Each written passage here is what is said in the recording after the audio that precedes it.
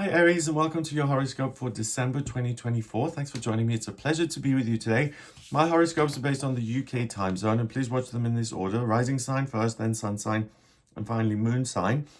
We're going to break the month of December down into 4 weeks. And as always, I'm going to pay attention to what the moon is doing, which one of your houses it moves through, and when, so that you get an idea of where you're supported in December. So week 1, Sunday the 1st to Sunday the 8th of December. On the 1st and 2nd, we have the moon in Sagittarius, which is in your 9th house of travel, education, the higher realms, and really broadening your horizons and perspective. What's interesting as well is that we have Mercury, the communication planet, that's in retrograde next to the moon there until the 15th of December. So you may find that at the beginning of this month, Aries, you find new information that you usually wouldn't consider, or you discover some new way of operating in your life. And if that happens around the 1st or 2nd, pay attention to it. It's likely to pay off. And the strongest time up for this is the 1st of December, when we have a new moon in Sagittarius. So the new moon is a time to plant seeds of intention and to then watch them grow. Sagittarius is very much about the direction you're going in life. It's a fire sign. It's the centaur. It usually has the bow and arrow pointing at one thing in particular. So it's motivated to get somewhere. The journey isn't as important as the destination. So if there's anything that needs a lot of work, that needs a lot of your time and focus and energy, do it at the beginning of the month. You're not going to run out of steam. On the 3rd and 4th, the moon goes into Capricorn and it goes into your 10th house of work. So the 3rd and 4th are 2 great days to get tasks done that may seem mundane or that may even bore you. So, getting your calendar organized, or mowing the lawn, or doing the laundry for the week, or whatever it may be. Those kind of jobs will feel really easy and even pleasurable on the 3rd and 4th. On the 5th, 6th, and 7th, we've got the moon going into Aquarius in your 11th house next to Pluto in Aquarius. And this is a wonderful 3-day period for you to, again, consider new ideas, new ways of being. It's also great for your friendships and your social network, and any conversations that you have in this period. Again, they're likely to offer you something that will allow you to transform your life if you want to make changes. On the 6th of December, we have Mars, the planet of masculinity and drive and ambition. That goes retrograde until the 23rd of February, 2025, and it's in your 5th house of love, romance, and children, and kind of the inner child, inner joy. So Mars in Leo is quite powerful, but when it goes retrograde, the energy of Mars is somewhat muted, and you may make less progress in that area, or you may feel less interested in it. So if you're in a relationship, don't expect any waves or conflict, really not just in December, but moving into next year, February. But if you're single and you have been kind of interested in dating or whatever, you may find that your interest kind of lessens a little bit. And instead, you're going to focus on friends and information and exploring new avenues that you can kind of study and learn. So your priorities really shift here. On the 7th of December as well, we've got Venus ingressing into Aquarius out of Capricorn in your 10th house.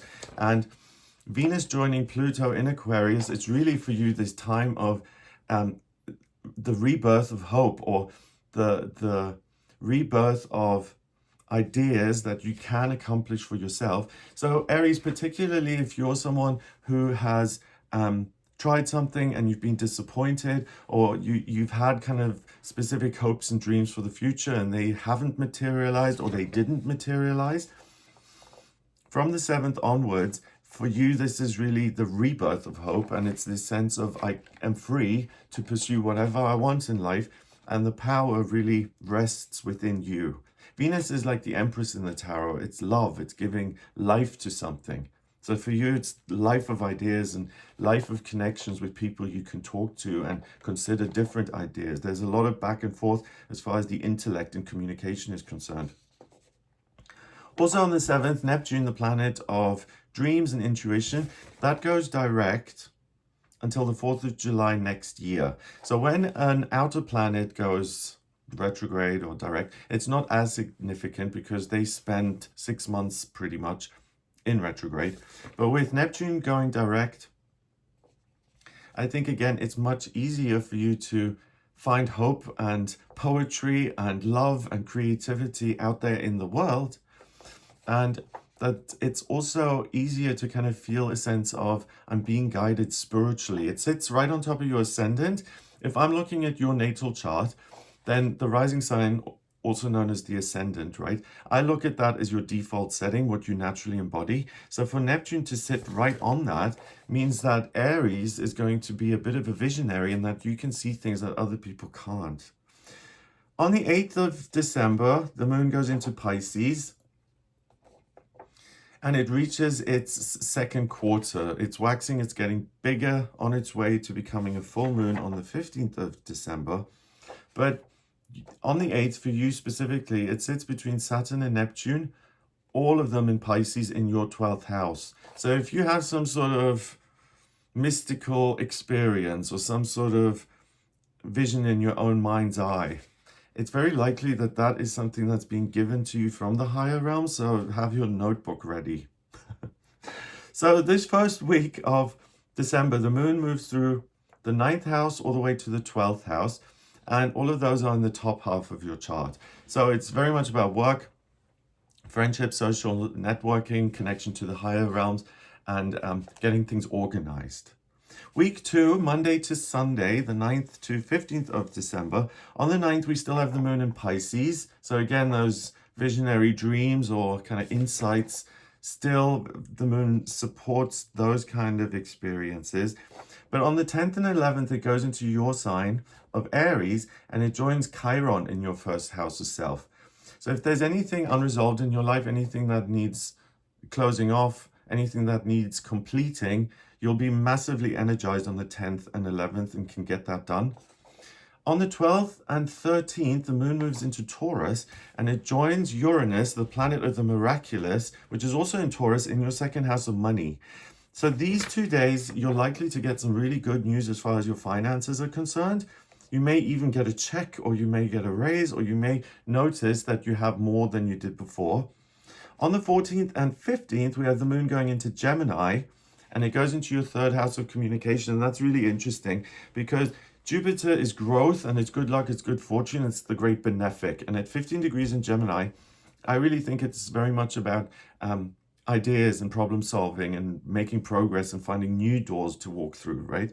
So with the moon joining that, on the 14th and 15th, there's an opportunity for you to express something and for it to come out exactly as you intend. And there's also a massive opportunity for you to figure out some sort of personal problem and to get to grips with it and to say, okay, this is now no longer an issue. I have less of a burden on my shoulders and I know exactly what direction I'm moving in.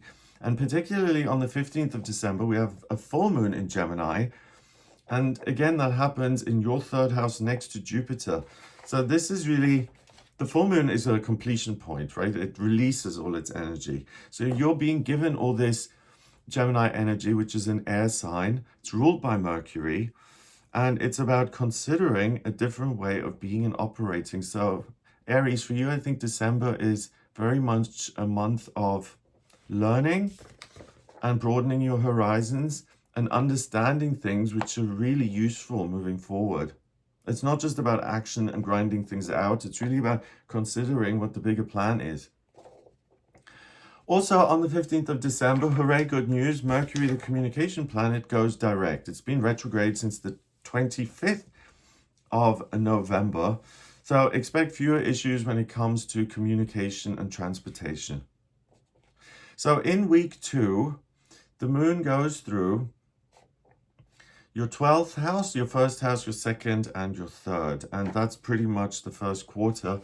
So the second week is about you, what your perspective is, what it is that you have control over yourself, that you can solve, that you can overcome and heal. And the second week is really about being done and dusted with things and getting them worked out. And also expect good news as far as your finances are concerned. Week 3, Monday to Sunday, the 16th to 22nd of December. On the 16th and 17th, we've got the moon in Cancer, and that is now in your fourth house of family. But it's next to Hades in Cancer. So I think there may be some sort of an issue when it comes to family that you may not want to address, that you'd rather put your head in the sand about. If there is anything going on in one of the most important relationships in your life, please address it in the moment. Try not to avoid it. These 2 days are good for you to actually work through whatever it is, but it's not going to be something that you feel particularly drawn to do.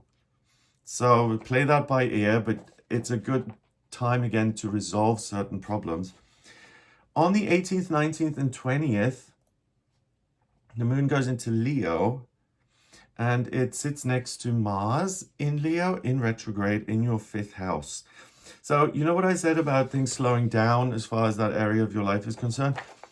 The 18th, 19th, and 20th, I think you will become interested in romantic relationships, passion, and there is the potential to create something there, despite the fact that Mars is retrograde. The moon mitigates its influence, and you're really able to experience something that is life-changing. What I don't mean life-changing as in I'm actually changing my job or something. It's having that kind of experience which makes you feel this is a memory that I'm going to have for life.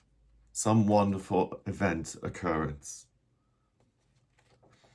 Then on the 21st and 22nd, the moon goes into Virgo in your sixth house of health and your daily routine and the structures of your life. So if anything needs changing as far as the logistics are concerned, these 2 days are the time to do it.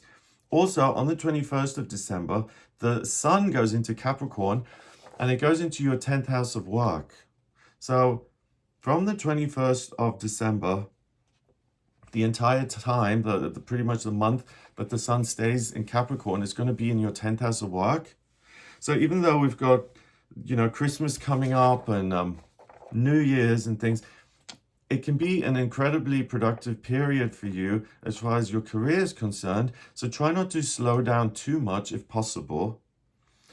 Also on the 21st, we have the winter solstice if you're in the northern hemisphere. It's the summer solstice if you're in the southern hemisphere.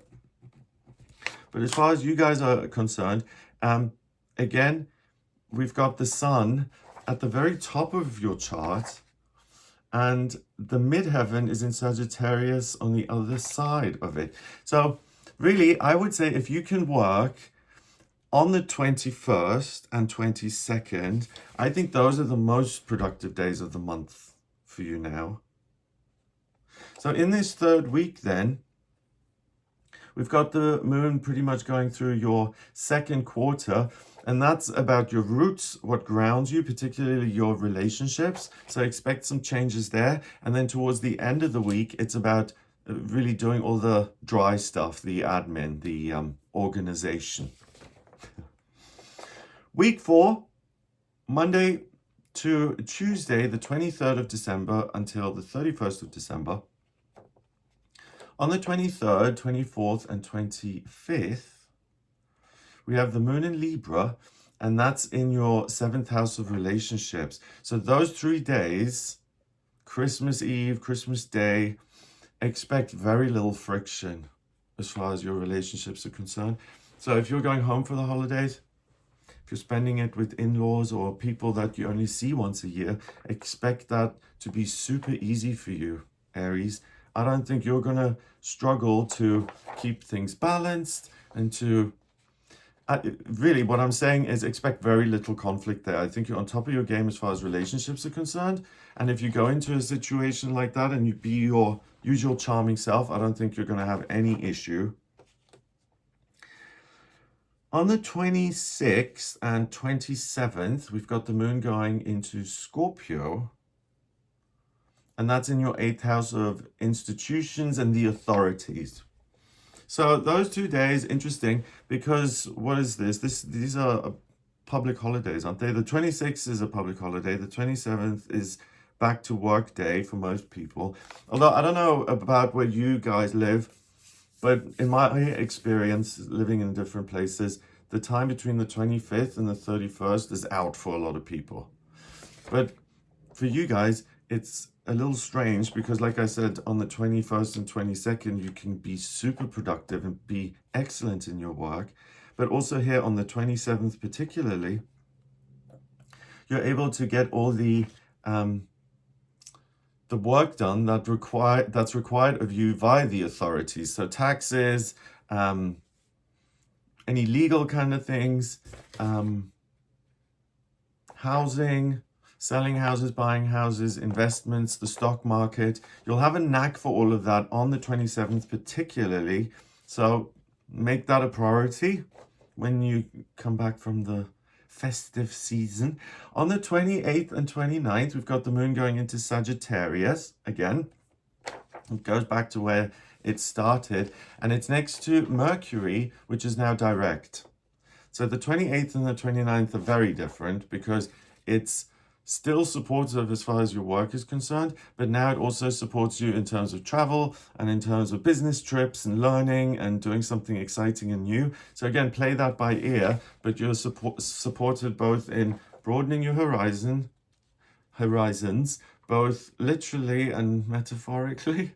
So your actual travel is supported, learning is supported, and so is work. And then on the 30th and 31st, the moon goes into Capricorn,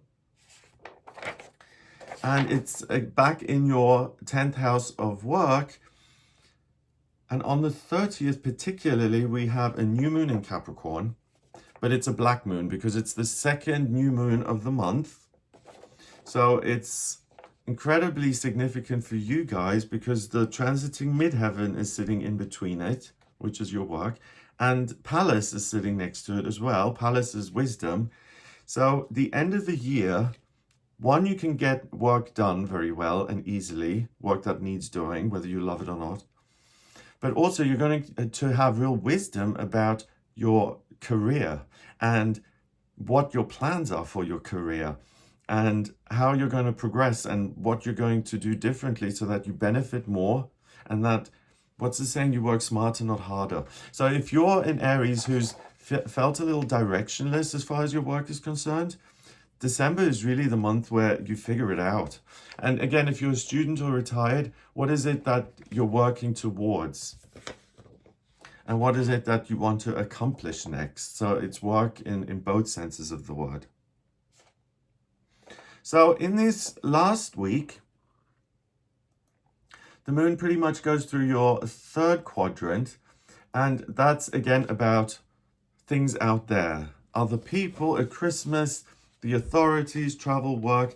The last week of December for you guys, again, is very, very productive. So I'm sorry, but based on your astrology chart, it's not the best time to just take off, because you can be super, super productive without struggling. So I hope that gives you an idea of what's coming up for you in December. If you'd like me to draw up your birth chart and to analyze that, please get in touch with me for a personal reading via the website, gregoryscott.com. All I need is your place of birth, date of birth, and time of birth. If you don't have the time of birth, don't worry about that so much. There's a process called chart rectification where I can actually work out your time of birth, and that means the ascendant is accurate, so that's important.